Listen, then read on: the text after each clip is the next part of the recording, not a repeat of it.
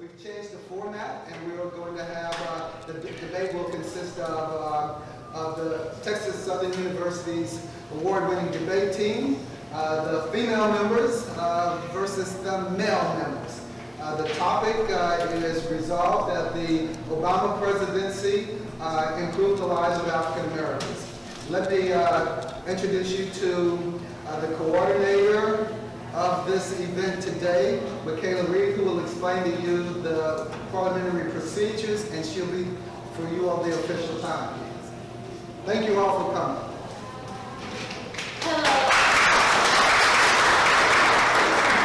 Hello, my name is Michaela Reed. I'm a sophomore at J. Frank Gilby High School, and I would just like to remind everyone, can you please silence your phones? The order and times are Prime Minister constructive, 7 minutes. Leader of Opposition constructive, 8 minutes. Member of Government constructive, 8 minutes. Member of Opposition constructive, 8 minutes. Leaders of Opposition rebuttal, 4 minutes. Prime Minister rebuttal, 5 minutes. I will be your official timekeeper, and I will be sitting there so you all can see. Thank you and enjoy. Before the conference starts, I just want to extend a warm blanket of thank yous for everyone being here, my partners here, my teammates, and also my opponents, my lovely head coach, Dr. Gloria, for being here, the rest of the debate team, and all of y'all. And so we're just going to jump right back into the resolution. And so what must be understood is that President Barack Obama was the president of the United States. So it was his duty to fulfill the needs of not only African Americans, but for the needs of the American people as well. And thus, if he could improve the lives of the American people as a whole, he's improving the lives of African Americans. And so if we look first at, in regards to job growth, we can see that President Obama added 14 million jobs during his presidency, and that it cut the African American unemployment rate from 16.8% to 8.3%. We can see that that is a drastic change. And so by him working very stringently on job growth and the unemployment rate, we can see that it helped impact the African American community as a whole. And although we would like to eliminate African American unemployment as a whole, the fact that this was drastically cut in half from 16.8% to 8.3%, we can see how it has made better or improved the lives of African Americans. But also we can look at the Affordable Health Care Act. We can see that the Affordable Health Care Act improved the lives of not only African Americans, but the American people as a whole by cutting the number of uninsured people in America and reducing that number. And under the Affordable Health Care Act, it increased the number of African Americans insured by 40%. So we can see that, again, this was a drastic change, and there were more people who might not have been insured before, but under the Affordable Health Care Act, there were more African Americans who were able to be insured under his plan. And so when we're looking towards the resolution, the Barack Obama presidency improved the lives of African Americans, we can see that there were a number of different impacts that came under Barack Obama's presidency. First being in the area of symbolism, next being in specific initiatives that President Obama created during his term, and last but not least, how he helped the American people overall, and it in turn benefited the African American community as a whole. So when we're looking towards that, we need to understand that the quality of life of African Americans was impacted greatly during President Obama's administration, and that it was more beneficial to all of us as well. Thank you. Okay, so before I begin today, I would like to follow up my opposition by setting up decorum. First off, I'd like to say it's an honor on behalf of the Texas Southern University debate team to receive you today. So thank you very much, and I hope you enjoyed today's show. We saw that there was change. We felt a revolution was taking place in America. But when we look at the social reforms which have occurred, there is none. Policies such as my opponent stated, the White House HBCU initiative, which is to establish grants for HBCUs, we clearly see that, again, when blacks graduate, they are systemically disenfranchised economically, making that funding null and void. When we look at how the Jumpstart programs, the Jumpstart businesses were supposed to empower people, we still see that we're suffering. We're suffering because of this man's initiatives. And finally, when we look at how this addresses it in a January 2nd, 2017 report by Times, when Barack Obama stated what was his biggest issue, it wasn't dealing with Vladimir Putin. It wasn't dealing with the Chinese. It wasn't even stopping Trump from becoming president, but the fact that he stated that he did not do enough for his people. So if a man can admittedly state that, then clearly there is a lapse. Thank you. Protocol has already been established. I just want to send out another set of blanket of greetings to my opponent and to my partners. So I'll go right back in with restating the resolution. And it's the Barack Obama's presidency improved, and I want to emphasize the word improved and not solve the lives of African Americans that he implemented. These were able to happen. So now African Americans that was not afforded health care and was not able to go to local clinics, they can now go to HBCUs and they can actually get tested for free.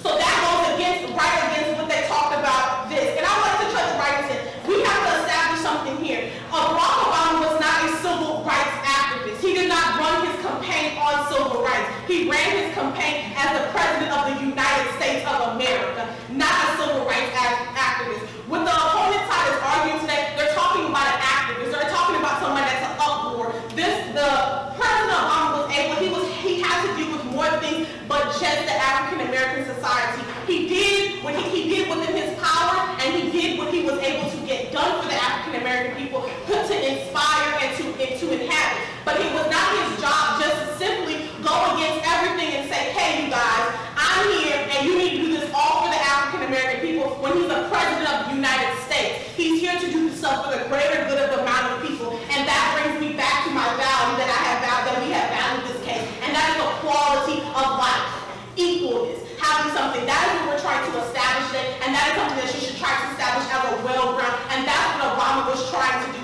not become a civil rights activist. If he wanted to become a civil rights activist, that is how he would have ran his campaign. And that's what we would have considered, not the fact that he was doing something for the greater good, for the greater number of our people. And that brings us how we should weigh the case today.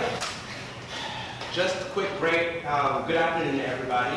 I'm going to restate the resolution so that everybody's on the same page. The thing that we are debating is what exactly has former President Barack Obama done for the black community, the resolution. So again, speaking on the resolution, me and my partner, the negation, as much as I love President Barack Obama, let us state the facts. Former President Barack Obama has not done anything really significant for the African American community, and we are going to explain why. The specific facts, undebatable facts. We see Obama has necessarily done not a single thing for the minority community. However, we cannot blame him due to the fact that him being a Democratic president and the House being majority Republican, he wasn't given a lot of room to do much. But regardless of whether he was given a lot of room to do much or not, the answer to the question of whether he did something for black people or not was obviously no, because he did not get the opportunity. This is not speaking on whether he wanted to or not, because like I previously mentioned, in the Senate, for years, he continuously pledged no contest on every bill. Before he became president, individuals did not know where he stood on abortion. Individuals did not know where he stood on immigration. They did not know where he stood on taxes. Because like I stated, he purposely pledged no contest because he strategically wanted to make himself not seem like the biased candidate, because he knew one day he would be running for president. And he wanted individuals to vote for him on his platform, not on the sense of him coming in and being some type of savior for the African American community. And as we see through his term from 2008 to 2016, he whatsoever did nothing for the black community. I hate to say that, but let's be honest, he did not a single thing for the black community. He tried, however, Republicans did not allow him. So again, I'm just going to restate, since President Barack Obama's presidency from 2008 to 16, decrease in labor participation, increase in black poverty, decrease in African American household incomes, and a decrease in home ownership, and of course, the income equality. President Barack Obama, as amazing as he is, as I gave the analogy of the doctor's appointment, he was that doctor who chose to focus on every bone, broken or not, because he knew that the unbroken bones mixed with the broken bones would get him that second term. So he chose to purposely exclude a certain group so that he can further please the masses. Thank you. When looking at the critical, systematic issue of America and economics, we clearly see, in regards to the opposition's net benefits criterion, that Black America has lost. We've lost housing ownership, we've lost economic potential, economic power. We have become stripped of the wealth which we would have had and stripped of the opportunities to change our lives that we could have had with that wealth. We're seeing the slowest growth of any race in America. We are at the bottom of the barrel. And clearly, with having a Black executive in power, we have not been able to strive over the hurdles that America has put in us.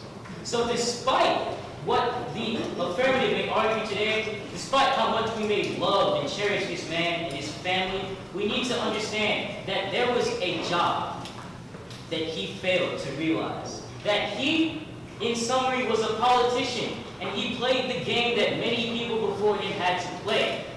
That despite using the gift of God that he had, he did not return the favor to his people. That instead, he promoted the outlet for further disenfranchisement in the economic and in the political spheres. When we look at how politically structured America is, we see that we are naturally the ones to be disenfranchised, and that the Barack Obama administration was not an exception to the rule. When we look at how there was no change, the social revolution which we wanted to see occur did not happen, we clearly need to understand that this is the political game of this country, and that this man, as my opponent stated, simply was following the rules of the game. That we were of no concern to him, that we were simply something, a tagline, if you will. And that when looking at any of the programs which the opposition has promoted, those were simply placebos. Placebos.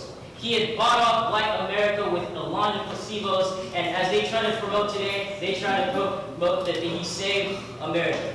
When looking at how symbolic he was, he admittedly stated that he counteracted the symbolism that he had. That he made America more polarized and made it harder to be Black in America. Now, despite the gains that there may have been, we still see that life is harder. Life is going to be harder because of this. Because he did not fulfill he did not uphold the values and the dedications and the ideas that we as a people wanted to see come to fruition. And that overall, when looking at it, as the affirmative admitted, he was a generalized president. He, again, as my partner stated, he solved all the bones, not the ones that were broken. So with that, we clearly see that this overall generalization, this overly moderate president, despite how good-hearted he may be, and despite what we may have thought would have happened, did not happen. So with that, it is clear that we need to urge a ballot for the negative, because simply, the last 8 years were a placebo, a dream which we wanted to come that did not happen. Thank you. So our opponents came and gave you a lot of rhetoric. You know, they wanted to basically tell you that Obama wasn't the person that we expected him to be. But even our opponents stated that we made Barack Obama our Black Jesus. But when we think about it, President Barack Obama did not run to be the Black Jesus of Black America. He ran to be the President of the United States of America. So when we gave him this platform and this pedestal to solve all of the systematic issues that we have here as African Americans within the United States, that is where we did ourselves a disservice. To expect for him to solve every issue for the past 400 years of our history is a disservice. It was not guaranteed that Barack Obama was going to have a second term, right? He ran for one term and then he had another term, but it wasn't guaranteed that he was going to have 8 years. When he was voted as President of the United States, he was only guaranteed 4 years. So how could we, as Black Americans, expect for him to undo 400 years of oppression in 4 years? Working under a system where we understand that there were time and time again that Congress, the Senate as a whole, fought against him on everything that he pushed for in his campaign. When we look towards the Affordable Health Care Act, they did everything humanly possible to make sure that Barack Obama could not pass any legislation that he pushed for. So why would we expect for him to solve all of our issues? When we're looking at all the things that President Obama says, or even with the resolution that we have today, the Barack Obama presidency improved the lives of African Americans. Not solve all of our issues, not become our Black Jesus, but he was there to be the President of the United States and improve our lives. And so if he's improved our lives in any shape, form, or fashion, even if you ignore the physical impacts that he's had on our lives, the symbolic impact is something that we simply cannot ignore. And it's something that our opponents have ignored this whole debate. Who can say that if Obama was not president at this time, and that at this time, or had been president, that we would even actually still believe that we can have a Black man in office? How can we ignore the fact that even within this past election, that we have seen an increase in minorities as a whole serving office within Congress? We can look towards the African-American woman senator in California. We can look towards Houston, Texas. We can look towards places across America where there are more African-Americans running for office, and that's something that we simply cannot ignore. So President Obama did not fail Black America. When we put unrealistic expectations on him, then we failed him as a president as a whole. Thank you.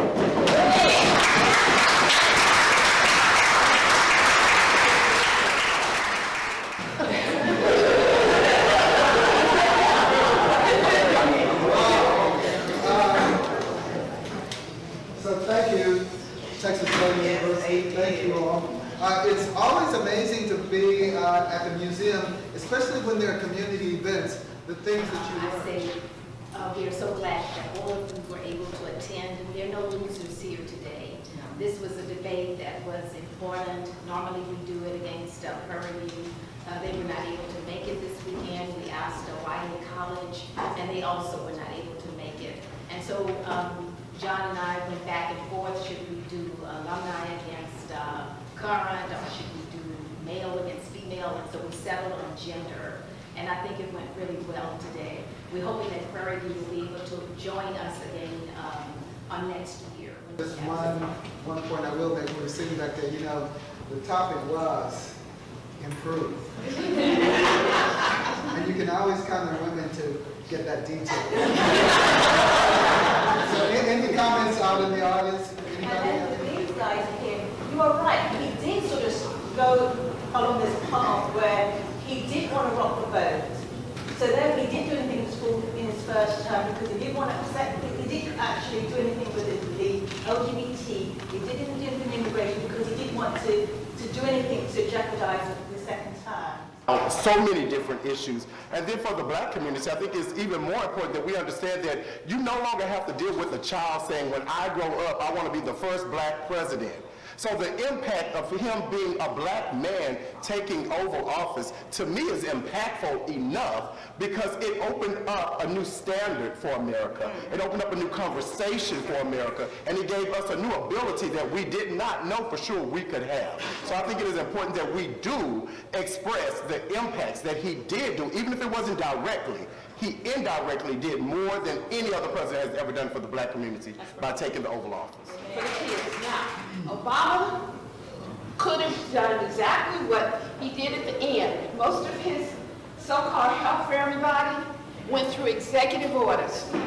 And he could have passed executive orders that could have alleviated some of the issues or addressed. Kids can't go to school anymore. You come out with a $40,000 debt to the government. How you gonna buy a car?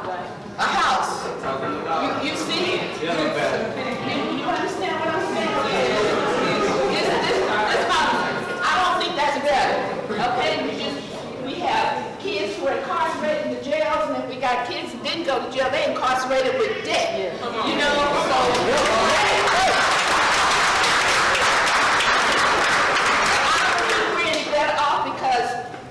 I know that's kind of y'all think about it. You think about it. Build a house on symbolism doesn't put food on the table. So there are executive orders that I feel the president could have signed to actually impact the lives of people.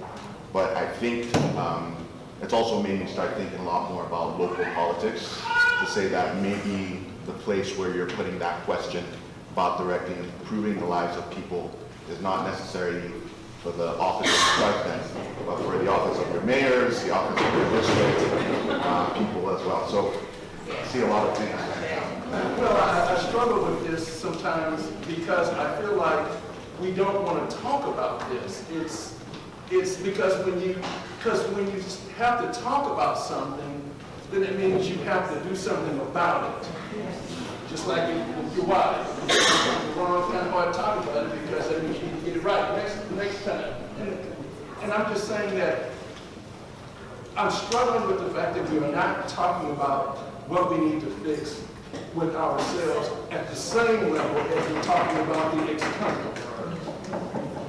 That's my problem. That's what I'm saying.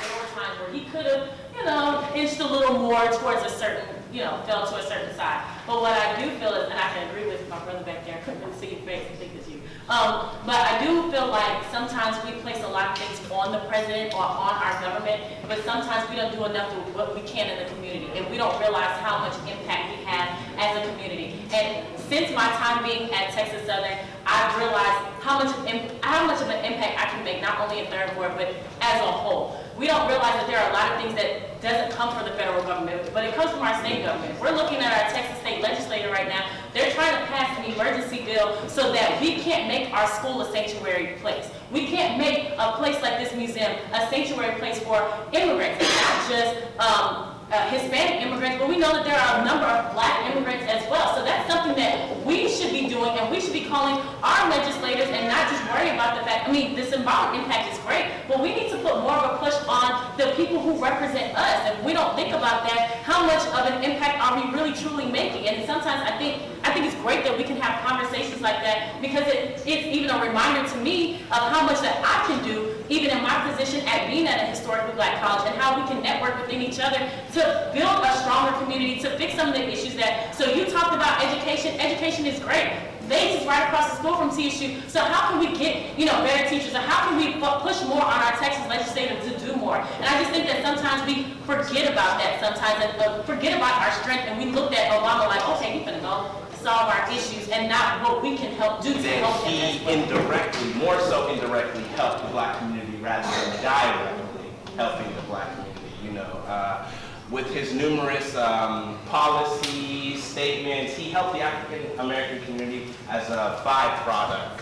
But like the gentleman was saying here, how we can further what he has done to the African American community indirectly is getting a more hands-on approach in the local elections, because that's where the real power structure is, the local elections. As he stated, you can't go to the bank with symbolism, you can't put food on the table with symbolism. So again, just to emphasize on how much power really is in the local elections. So again, I do firmly believe that former President Barack Obama did a lot. However, I believe it was indirectly more so than directly.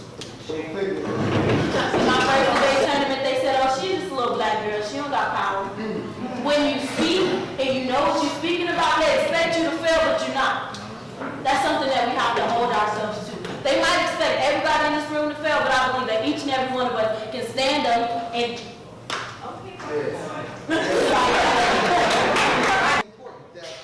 Someone like Michaela gets up here and says, I think I can do anything, and would define it. Whereas I was from a generation that was totally surprised that there would ever be a Black president. And I think that there's a certain amount of deference that you give to a guy who could do that twice, under the circumstances of everybody wanting him to fail. At the end of the day, this museum exists because you come here.